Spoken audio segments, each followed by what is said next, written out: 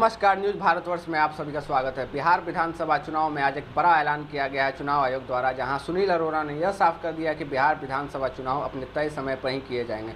जी हां, यह बता दें आपको कि जो बिहार विधानसभा चुनाव है, जो अटकलें आ रही थी कि कोरोना महामारी में इस चुनाव को संपन्न कैसे किया जाए, कैसे क्षेत्रों में काम होगा और कैसे लोगों द्वारा वोटिंग की जाएगी, उसको लेकर आज चुनाव आयोग ने साफ कर दिया कुछ गाइडलाइन जारी करते कि इस साल बिहार विधानसभा चुनाव अपने तय समय पे ही होंगे। और साथ ही बता दें कि उन्होंने जो नामांकन डेट है और जो उम्मीदवारों का ऐलान है उसका भी एक अलग सूची निकाली है, जिसमें उन्होंने ऐलान किया है कि पहला चरण का चुनाव जो है 1 अक्टूबर से शुरू होगा, जहां 1 अक्टूबर को नामांकन की शुरुआत की जाएगी और 8 अक्टूबर को नामांकन बंद किया जाएगा। साथ ही बता दें कि 9 तारीख को उम्मीदवारों की स्क्रूटनी की जाएगी और 12 अक्टूबर को जो उम्मीदवार जो हैं यह ऐलान किया जाएगा कि किन किन क्षेत्रों में कौन कौन उम्मीदवार खड़े होंगे। साथ ही बता दें 28 अक्टूबर को जो है पहला चरण का चुनाव जो है कंप्लीट किया जाएगा और जो दूसरा फेज़ है वो 9 अक्टूबर से शुरू किया जाएगा, जहां 9 अक्टूबर को नामांकन दाखिल किया जाएगा, जहां 16 अक्टूबर को नामांकन दाखिल करने का अंतिम तिथि बताया गया है। साथ ही बता दें 17 अक्टूबर को दूसरे चरण के चुनाव का स्क्रूटनी किया जाएगा। साथ ही जो थर्ड नवंबर है वहाँ पर चुनाव तारीख दूसरे चरण की तय की गई है। और इसके बाद जो थर्ड चरण का चुनाव है, जहां 13 अक्टूबर को चुनाव का नामांकन दाखिल करना शुरू किया जाएगा। साथ ही बता दें कि जो 28 अक्टूबर है वहां चुनाव नामांकन दाखिल करने का अंतिम तिथि दी गई है और जो 21 अक्टूबर है वहां पर स्क्रूटनी का आदेश दिया गया है। तो इस तरह से बता दें कि बिहार विधानसभा चुनाव में यह बड़ा ऐलान किया गया है चुनाव आयोग द्वारा, जहाँ सुनील अरोड़ा ने यह साफ कर दिया है कि जो बिहार विधानसभा चुनाव की जो ये सूची है इसी द्वारा ही चुनाव प्रणाली को पूरा किया जाएगा और इसके साथ ही बिहार विधानसभा चुनाव को संपन्न किया जाएगा। इसके बाद जो ज़िले हैं उन्हें भी बांटा गया है 3 चरणों में। आइए आपको बताते हैं कि पहला चरण में भागलपुर, बांका, मुंगेर, लखीसराय, शेखपुरा, जमुई, खगड़िया, बेगूसराय, पूर्णिया, अररिया, किशनगंज और कटिहार को शामिल किया गया है जो पहला चरण में, जहां 28 अक्टूबर को चुनाव संपन्न होने हैं। वही दूसरे चरण की बात करें जो 3 नवंबर को होने हैं, उनका उत्तर बिहार के जिलों में होना है, जहां बाढ़ प्रभावित क्षेत्र है, जहां पे अभी बाढ़ ग्रसित क्षेत्र है, जो जिला बाढ़ से ग्रसित है वहां पे अलग गाइडलाइन जारी की जाएगी। जहां चुनाव संपन्न होने में चुनाव आयोग को थोड़ा ज़्यादा परिश्रम करना पड़ेगा, उसका अलग डेट दिया गया है। तो इन जिलों जैसे मुजफ्फरपुर, सीतामढ़ी, शिवहर, पश्चिम चंपारण, पूर्वी चंपारण, वैशाली, दरभंगा, मधुबनी, समस्तीपुर, सहरसा, सुपौल और मधेपुरा जिले में यह चुनाव संपन्न होने हैं दूसरे चरण के। साथ ही जो तीसरा चरण का चुनाव है जहां 7 नवंबर को पूरा किया जाएगा, वहीं पटना, बक्सर, सारण, भोजपुर, नालंदा, गोपालगंज, सिवान, बोधगया, जहानाबाद, अरवल, नवादा, औरंगाबाद, कैमूर और रोहतास जिले में चुनाव को संपन्न किया जाएगा। साथ ही चुनाव के जो नतीजे हैं वो 10 नवंबर को आने हैं, तो 10 नवंबर से पहले सारा चुनाव प्रणाली को तय किया जाएगा और चुनावों को संपन्न करने का आदेश दे दिया गया है।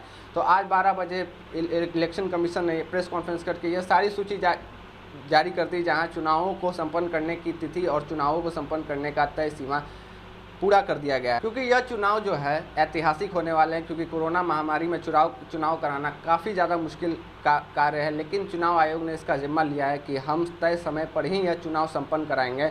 और आपको बता दें कि काफ़ी सारे गाइडलाइन हैं जिन्हें वोटरों को फॉलो करना पड़ेगा चुनाव के समय, वोटिंग देने समय। तो आइए आपको बताते हैं कि किन किन गाइडलाइनों को फॉलो किया जाएगा।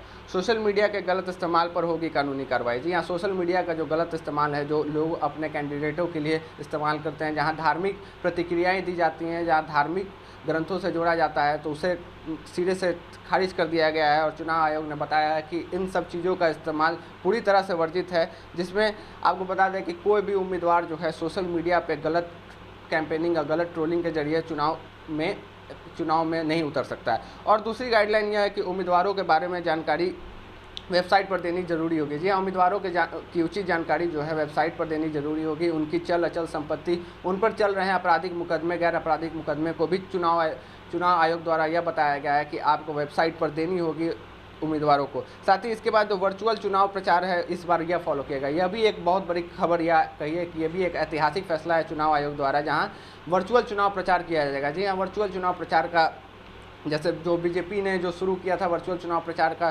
तरीका, उसे ही फॉलो किया जाएगा। चुनाव आयोग द्वारा कहा गया है कि वर्चुअल चुनाव प्रचार ही किया जाएगा। अब जो है चुनाव प्रचार मैनुअली ना करते हुए वर्चुअल दौर में वर्चुअली चुनाव प्रचार को शुरू किया जाएगा। साथ ही कोरोना मरीजों को वोटिंग के लिए आखिरी घंटे तक समय दिया जाएगा। जी हाँ, कोरोना मरीज जो हैं, जो कोरोना संक्रमित मरीज हैं, उन्हें वोटिंग के लिए आखिरी समय तक वक्त दिया जाएगा, जहां कोरोना मरीज अंतिम समय तक अपने वोटिंग कर सकते हैं। साथ ही बता दें कि जो एक बूथ पे सिर्फ 1000 मतदाता ही मतदान कर सकेंगे और कोरोना मरीज के लिए आखिरी घंटे तक वक्त दिया जाएगा।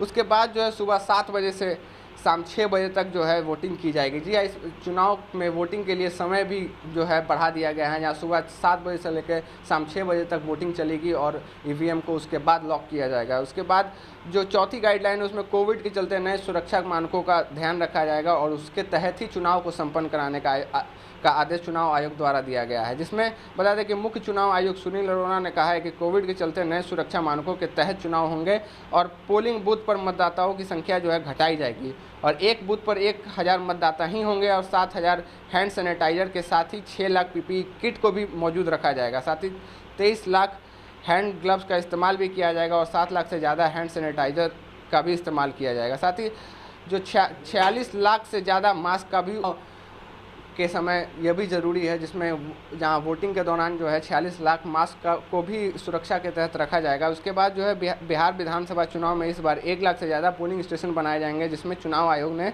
बताया कि बिहार में कुल 243 सीटों पर जो चुनाव होने हैं उसमें कोरोना के दौर में पहला बड़ा चुनाव होने जा रहे हैं, जिसमें चुनाव नागरिकों का लोकतांत्रिक अधिकार है, इसलिए चुनाव कराने की जरूरी है। बिहार चुनाव में इस बार 1 लाख से ज़्यादा पोलिंग स्टेशन बनाए जाएंगे, जहां लोगों के हेल्थ और सुरक्षा का भी पूरा ध्यान रखा जाएगा। साथ ही कोरोना काल में लोगों के हेल्थ और सुरक्षा का पूरा ध्यान रखते हुए चुनाव आयोग ने यह भी जारी किया है कि चुनाव कार्यक्रम को भी इसी को ध्यान में रखकर किया जाएगा और राज्यसभा चुनाव, विधान परिषद चुनाव में हमने ऐसा ही किया था। जी हाँ, जो कुछ महीने पहले जो विधानसभा चुनाव बिहार में जो संपन्न हुए थे उसमें जो है पूरी तरह से कोरोना के जो गाइडलाइन जारी किए गए थे उसके तहत ही बिहार विधान परिषद चुनाव को संपन्न कराया गया था।